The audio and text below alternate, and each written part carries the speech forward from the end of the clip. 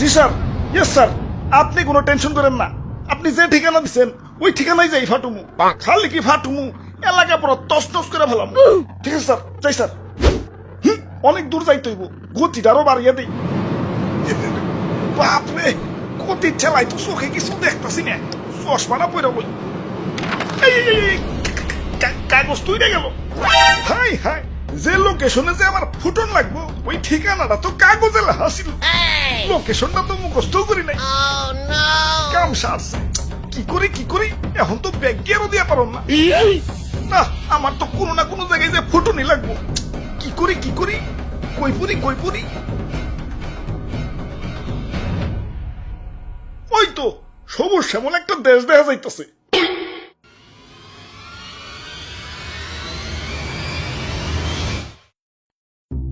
ভাই যাইতে দেন ভাই, দেরি হয়ে যাইতাছে।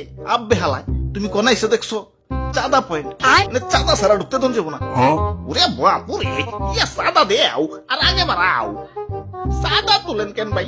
এটা তো ঠিক না ভাই। এত কথা না কয়ে চাঁদা দিয়ে বিদায় হও, পিছে সিরিয়াল লাগছে দেখো না।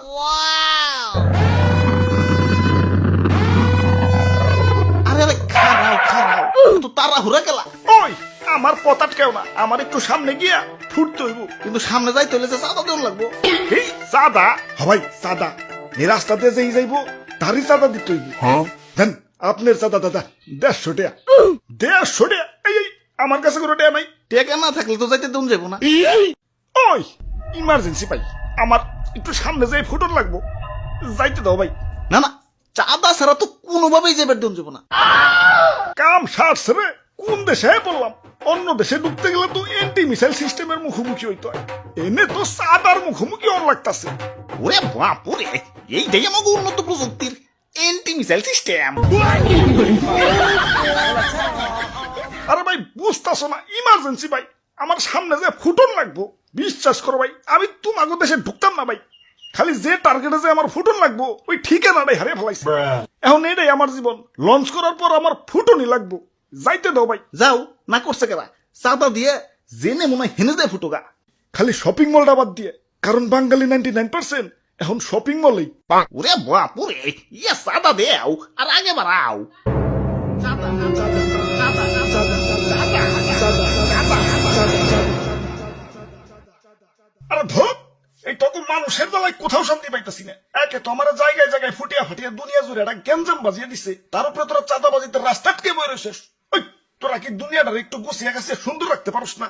দুনিয়াটা তো তগই নাকি, তোরাই তো থাকুস, একটু মিলামিশা থাকুন যায় না? লোভ, হিংসা, ক্রোধ, ক্ষমতা তখন তো দিন দিন মানুষ বানিয়ে দিতেছে।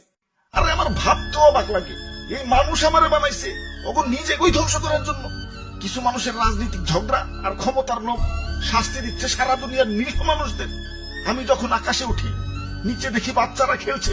আরে আরে এদের স্বপ্ন ভাঙার জন্য কি আমি তৈরি?